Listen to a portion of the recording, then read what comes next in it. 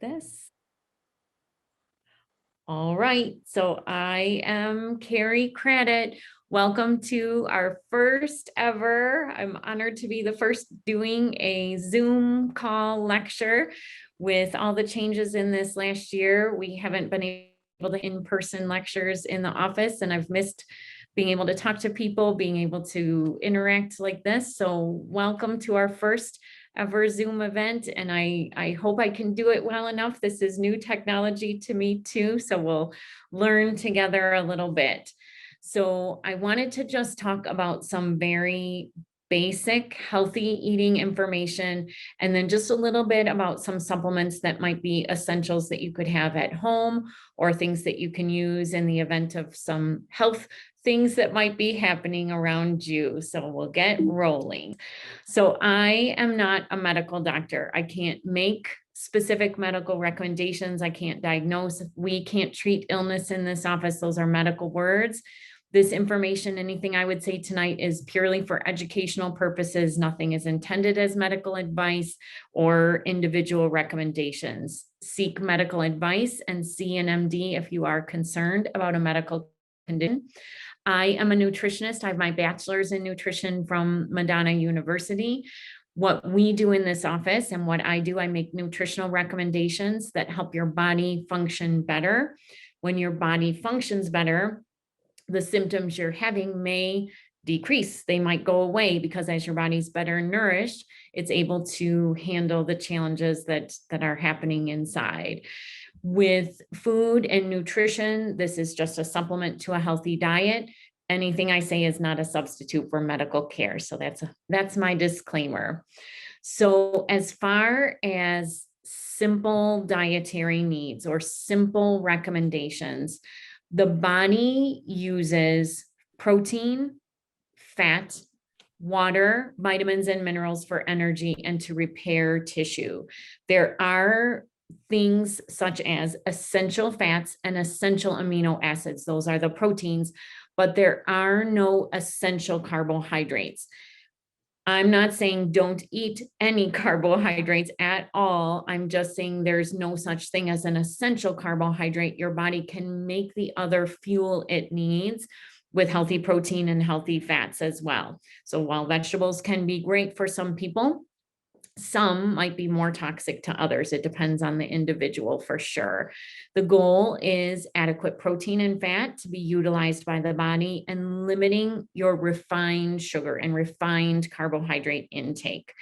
So eating healthy foods, adequate protein, good fats, lots of vegetables, and not products. So I like to give that kind of definition or differentiation. A food is something that you could grow. It could be an animal protein. It's not necessarily a product, which you'll see in the next slide here.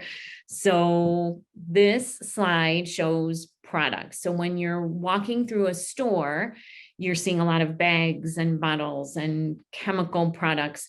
These are not the foods that nourish us. These are the foods that will end up depleting us. So I loved this quote: life in its fullness is Mother Nature obeyed. Factory foods are not Mother Nature's foods. The resource here, Weston A Price, this is a great resource for healthy food information, but I took this slide from a Weston A Price lecture. I loved the idea that it shows so simply. Again, Weston A Price, this is a resource, westonaprice.org, where you can get a lot of true food information.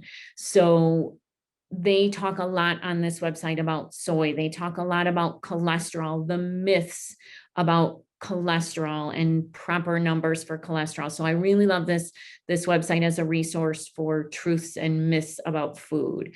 So avoiding refined sugar, artificial sweeteners, that's just a blanket statement that pretty much can apply to everybody to improve their health. Sugar and refined carbohydrates in higher quantities than you burn stresses the pancreas, and that excess gets deposited in your body, in your cells, as fat. Sugar also disrupts the endocrine system, the hormonal system, and the immune system, and depletes your body of specific nutrients it needs, especially your B vitamins and minerals. This this next statement comes from a book called the Schwarzbein Principle. Most adults do not burn more than 72 grams of carbohydrates in a day. The standard American diet, the average American diet, most people are consuming well over 200 grams of carbohydrates a day.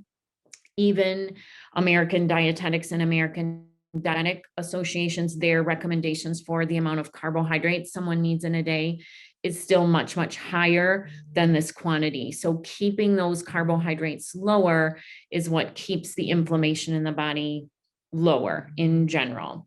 When someone is tired, they might crave sugar. They're looking for that quicker energy that it gives, but then what will happen on the other side of it, that energy can plummet.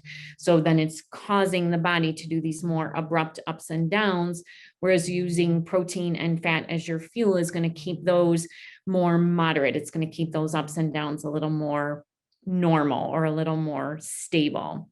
There's a great book called Lick the Sugar Habit. Nancy Appleton wrote that book. It's a great resource. It gives 141 reasons that sugar ruins or depletes your health. Just some of the basics are that sugar causes inflammation, contributes to chronic diseases, hypoglycemia, diabetes, osteoporosis, arthritis, cancer, heart disease, headaches, allergies, asthma, obesity, tooth disease, periodontal disease, tooth decay, and much more. So I do like to highlight all the negatives that could happen with sugar. It just makes it sometimes a little bit easier to avoid. Things you can do instead of eating sugar when you're craving sugar: seeking out or eating good quality protein and fat to nourish your body, give you a source of more sustainable, kind of longer term energy. So this could be meat, eggs, chicken, fish, nuts and seeds, coconut oil, extra virgin olive oil, avocados, avocado oil, butter. These are all good sources of protein and fat. Eating salt on your food, or adding it even to water to balance your electrolytes. Salt can help your adrenals. So they do give you, it gives you some energy. So it's a great way to just give your body some of the minerals that you can supply easily with some just good salt. Kelp and sea vegetables. Some people don't enjoy the taste of these, but these are a good source of iodine. So great for the adrenals, great for the thyroid. Iodine is an essential nutrient. All of our cells need it. Thyroid, breast tissue, ovaries, though, take it up in larger quantities. So iodine can really helps with energy, and then therefore helps with when you're craving sugar. You can do things like add nutritional yeast to your food. This is a great source of B vitamins. I didn't write it here because some people don't love the idea of it, but liver is a great source of iron and B vitamins and a great source of energy for the body as well. I say this statement, it's got an exclamation point by it: eat more vegetables, but I say it with knowing that that's not the be all end all. If getting enough protein and fat is sometimes more important, the vegetables are the proverbial icing on the cake, I guess I would say. So they give you some of those minerals and some of the extra vitamins, but it is often more important to be focused on adequate protein and fat. But eating more vegetables can absolutely help with your cravings. Putting oils with them, dipping them in oil, hummus, dressing, salad dressings, especially a healthy dressing that you make your own, actually helps too, because it's going to make those vegetables last longer for you. It gives them the satiety, the fullness factor, and having the fat with it makes the nutrients in there, the vitamins, more bioavailable too. And supplements that can help with your energy or when you're craving sugar: B vitamins, minerals, specifically iodine, and just having those nutrients can really be helpful. Next slide. So I love EWG. It stands for Environmental Working Group. Environmental Working Group has done excellent jobs on many different fronts. They every year create a dirty dozen and a clean 15 list. So this is an older list. This was the slide I had, but every year they recreate this list. It's to help you be able to know where you can scrimp, so to speak, on the foods that you might not be able to always get organic with. So the clean 15 are the things that you might be able to get away with not always doing an organic version. So these are the foods that aren't as often contaminated with glyphosates, GMOs. The dirty dozen would be the most highly contaminated food. So they're often things with light skin, like strawberries, some of the peaches, the apples. These things are going to have lighter skins, so more easily contaminated, where something like an avocado or a pineapple, it has a thicker skin. It's not as easily contaminated by the things in the environment. So just a great resource.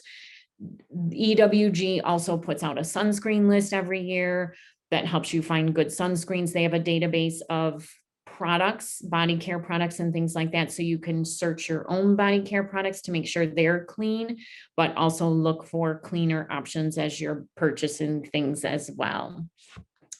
This slide is here as an idea list for you. When my children were young, I started making meal ideas for the week. I would write out the foods that we were going to have for the week for dinner so that we could plan ahead. In my opinion, this is a great way to know what you're going to have, not be grabbing and eating on the run. This list was just created by me so that it would give someone ideas with a starting place. So this is a resource that people can use. I encourage people to do this themselves, because what I think is a great food idea might not be someone else's great food idea. So I encourage you to just, even if it's a week at a time, my husband and I still do this now, where we plan out our meals for the week for dinner so that we have the things out that we'll need. Often I make things ahead in the crock pot too. So it just gives me the idea or knowingness of what I'm going to have that night. So I can, if I have to throw it in the crock pot, I can. If it's going to be something that we're going to create later in the day, we'll know what we need to have to do that. So hopefully that is a helpful resource for some of you too. A few other resources when it comes to diet. And I'm going to show you some of these websites in a second, but these are just the websites: ptoer.com, burnfatnotsugar.com, dietdoctor.com, and chronometer.com. I'm going to go through these a little bit, see what they have. This is ptoer.com. It stands for protein to energy ratio. This is a great calculator, so to speak. You could put in a specific food, I mean put in the macros that are associated with that food. So say, for example, you were eating bacon and that bacon had 6 grams of, I'm just going to say numbers, 6 grams of protein, 9 grams of fat, and 1 gram of carb. You could put in those numbers, and this graph, that little arrow, would change, and it would tell you if that was a food that would burn more like sugar or burn more like lean proteins or fats. So when you plug in, it could be a specific food or even your record of a day of food with your macros, it will tell you if you're in a fat loss or a fat gain state. So then you can gauge your diet a little bit better based on what your macro composition looks like. So it also gives you ideas of things that do encourage fat loss. So that's going to be things like egg whites, protein powders, healthy protein powders. I never recommend soy, but protein powders. Fish and chicken, the leaner proteins are going to encourage more fat loss. This does not mean that keto is not good, but this is sometimes if someone is trying to lose fat, doing a ketogenic diet, sometimes they might have to lean that up as well. So this is just a resource that I really like to help people gauge if they're in a fat burning or fat gaining kind of state. So that is one resource. This is kind of the sister site to it, Burn Fat Not Sugar. It's got great resources where it has diet ideas, the diet 2.0. It tells you basically what not to eat, what to eat, number 1 and 2, gives you ideas, sample meals, and then lots of pictures where it's just kind of an idea of what your plate should look like. When I don't know if they're still using the daily plate anymore around, but the idea of carbs being the bulk of your plate, rice and beans and things like that, that's not really the ideal way that a plate should look. So they kind of show you on this website some plating ideas, what your plate should look like. So another great resource. This is dietdoctor.com. So dietdoctor.com has a lot of great recipes. So when you are trying to create ideas for yourself so that you don't get bored with your foods, I tell people keep it simple. This website does somewhat keep it simple. It's arranged in ways where you can see breakfast ideas, snack ideas, side dish ideas, and you can enroll in this site, so to speak. You can sign up and they'll create meal plans for you. But I encourage people to just use it for their recipes, use it for the ideas to build your own nutritional plan so that you're using the foods you like the best. Low carb and keto options are here, so all really healthy food ideas. Chronometer, I talked about macros. So Chronometer is an app. You can also access it on a computer. It's a great way to count your macros, your protein, your carbs, and your fat, so that you'll know, and then you could put it in PTOER, but you can know how much of these you're eating. It's even just doing it for a little while is very enlightening. The things people usually say to me are, I did not realize a banana had 22 grams of carbs. I didn't realize that beer, for example, had 70 grams of carbs. That was me finding that one out. But these things, you find them out by putting them in that app. And then you learn like, oh, that would not be something I should have in my diet daily versus that's something that's contributing to my healthy protein needs. So great resource, great app. There's a free version, there's a paid version, but a great resource.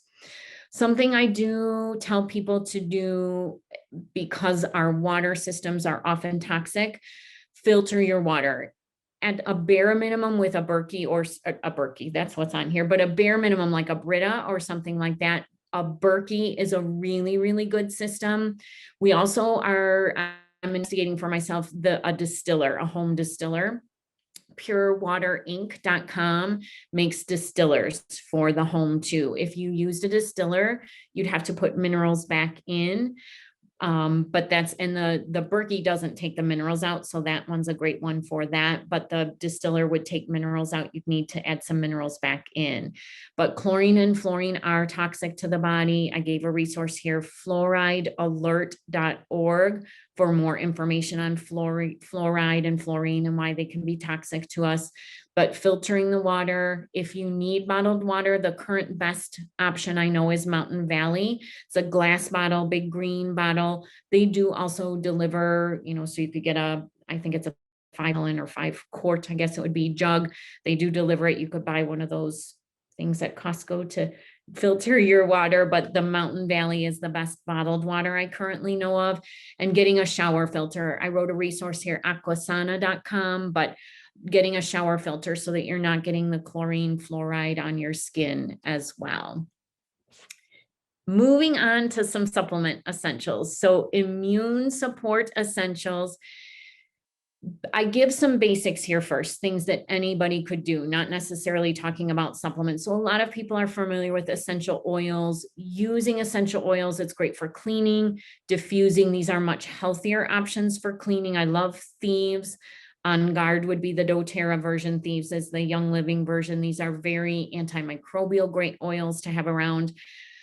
Good hand washing techniques. Dr. Mercola has great well, I think he took down a bunch of his stuff. That happened last week. Dr. Mercola took down a lot of his information on his site, but he did have some really good information on antibacterial soaps and how they do promote drug-resistant bacteria to develop. Triclosan has been linked to numerous health negative effects. So avoiding those type things, but using just good hand washing techniques is essential for the immune system. As far as supplements that I tend to keep in my medicine cabinet and that are just great immune support supplements, essentials in my opinion, vitamin D. getting your vitamin D level checked and making sure you have adequate vitamin D in your body, stored in your body, but having it supplemented in as well. Here in Michigan, some of you might not be in Michigan, but here in Michigan, we don't get sun year round. So in Michigan, we pretty much need to supplement some D in, especially through the fall and winter, but great for the immune system, great for the bones, great for the brain, great for the heart. Vitamin C, the versions that I have listed here that we use in our office are Ceruta Plus, Cataplex C. These are standard process supplements, but just getting a good whole food vitamin C. We also use Camu vitamin C. That's a supplement company called Physica. That's a higher dose vitamin C. So if somebody really needed some faster immune support, getting some vitamin C in is fantastic. Zinc, it's a great immune system support supplement, great for blood sugar balance as well. Zinc is important for thyroid, prostate health. So another great just standby supplement, a great thing to have around. Quercetin, this is a great antiviral supplement. It does help with the immune system. I have to say that the right way. So it just makes the immune system a little bit stronger. One of the things we used a lot here in this office over the course of the last, I will say, year and a half for sure.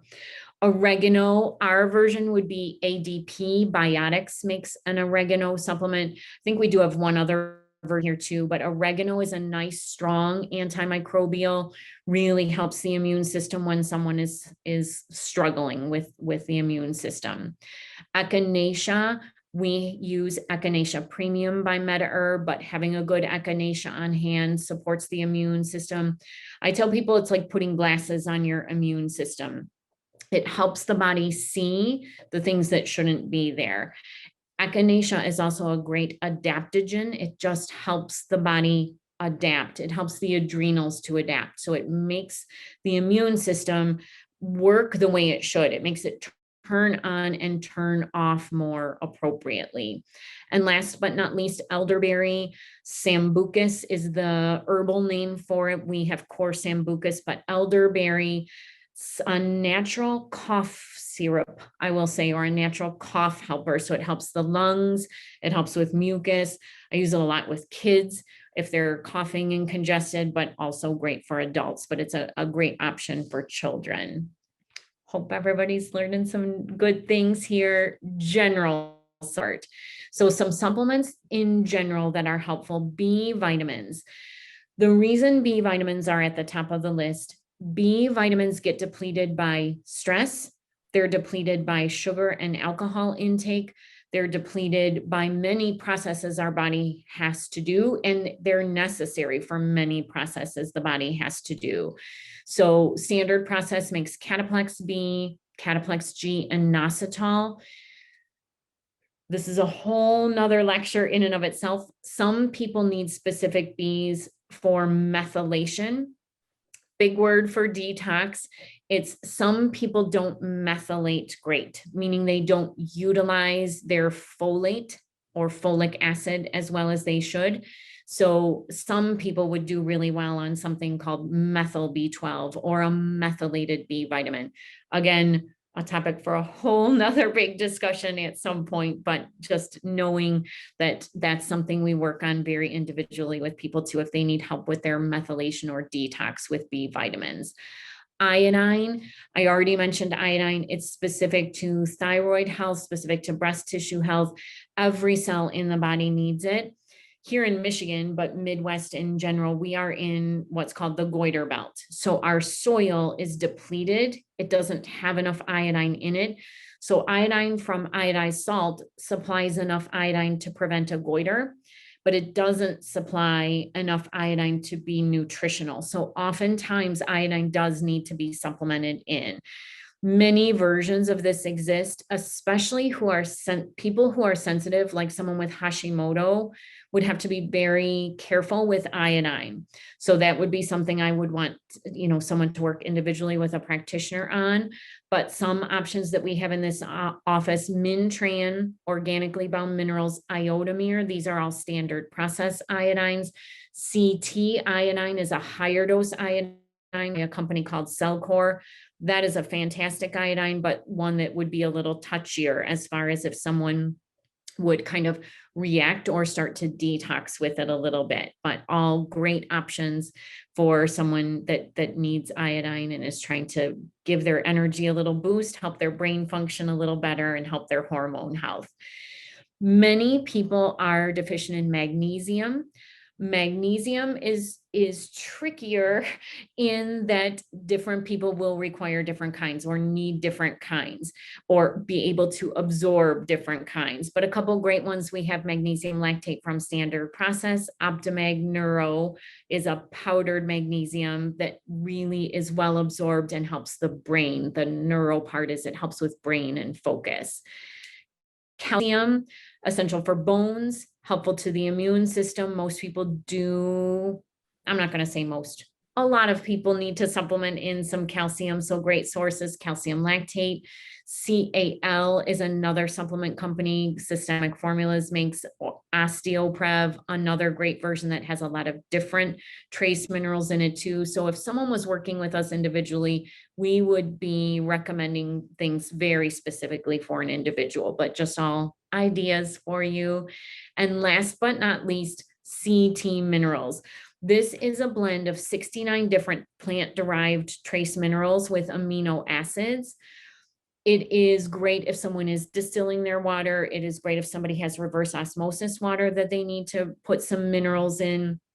This is a really, really great source of a lot of trace minerals that can be, somebody can just use 2 or 3 drops. Somebody could use 10 or 20 drops if they really needed some more minerals. Minerals get depleted by stress. Minerals get depleted by sugar. So it's just a great option for a general essential support product. Anyone have any questions on anything that they want to unmute themselves for, or anything I can answer? I can't really answer specifics, but I would be glad to answer general questions if you have any.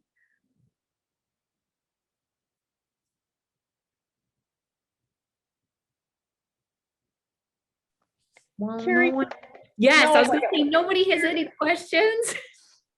I keep reading about like nightshade vegetables, and can you talk on that a little bit? Yes. So nightshades for some people can be inflammatory, causing inflammation in the joints specifically. Some it's a harder thing to digest for them. But most often, sometimes people will have some kind of, I don't want to say neurological symptoms, but they'll get some brain symptoms with it. But more often than not, it's joint things that will happen with the nightshades. So nightshades are eggplant, potatoes, tomatoes, peppers are the big nightshade category of things. So if you eat those things and notice that you feel more inflamed, that could be a factor. Any other questions for me that I could answer or help you with?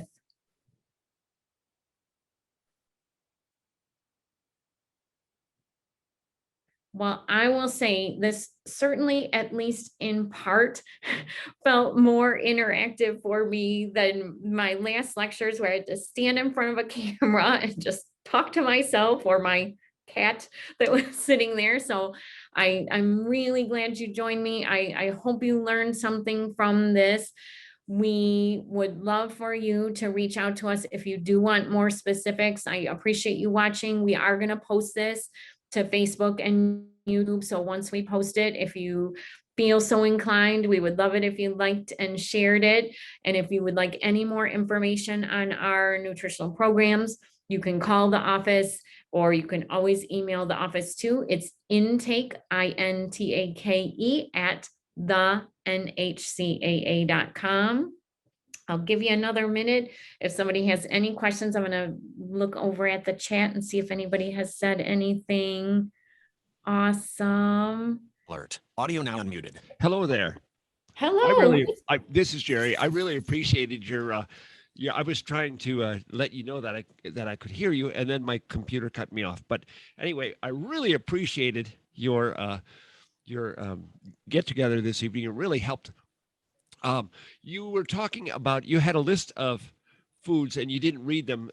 As you know, I'm totally blind, so Alert. you didn't Jamie read Rupp some of has the left stuff the that I meeting. needed to see. But other than that, I know what to look for because I use this.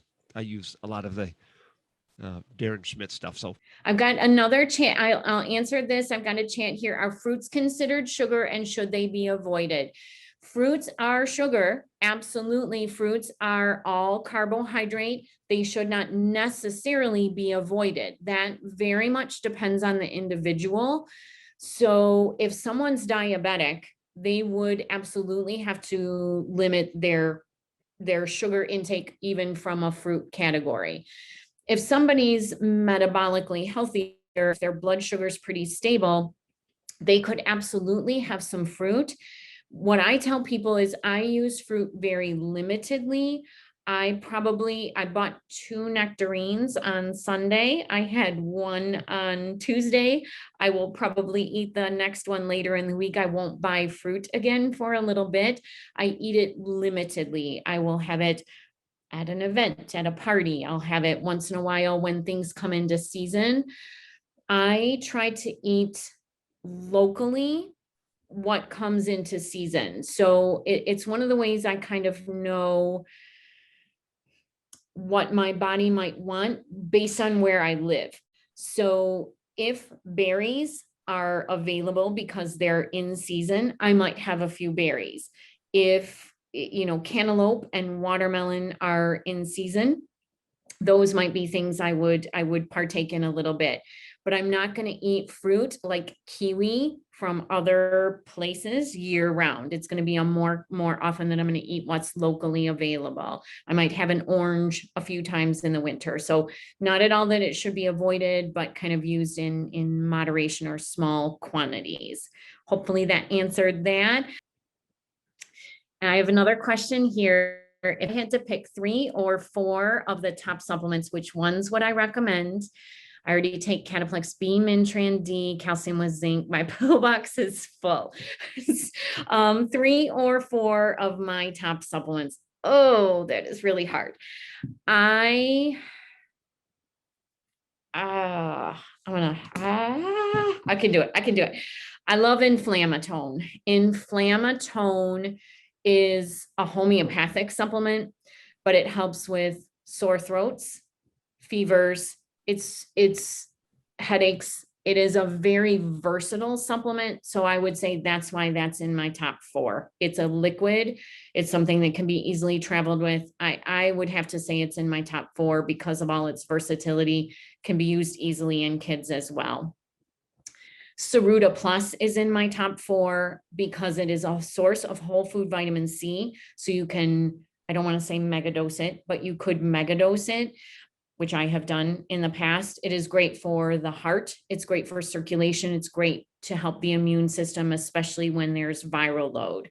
So Inflammatone and Saruta Plus are definitely in my top 2. I like a drainage supplement. I like for people to have some drainage supplements. So I would put Antranex, I'm going to say, or Allerplex up in this list. They're very similar standard process supplements. Antranex is lung and sinus congestion help. Allerplex, very similar. So those are 2 products. I would put them on the same line. So those are my number 3. And my number 4, I would have to say fast food.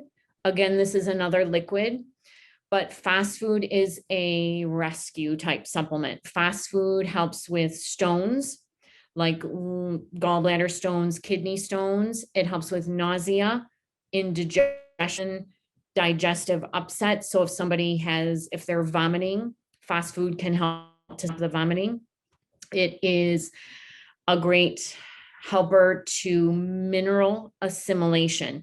So it helps you absorb your minerals better. The phosphorus in it helps with mineral absorption. So that I would have to say is in my top 4. So I'll rehash. It's Inflammatone. You put me on the spot with it, but I think those would be top 4. Inflammatone, Saruta Plus, Antranex, or Allerplex, and fast food. So hopefully that helps with my medicine cabinet type supplements. Any other quick questions? thank you for your thank yous as well. All right, well, it's 7:39. I hope this has been informative. I hope it's been helpful. Feel free to reach out to the office or to me personally if you have questions or want some of these direct links. I'd be glad to help. Thanks for joining.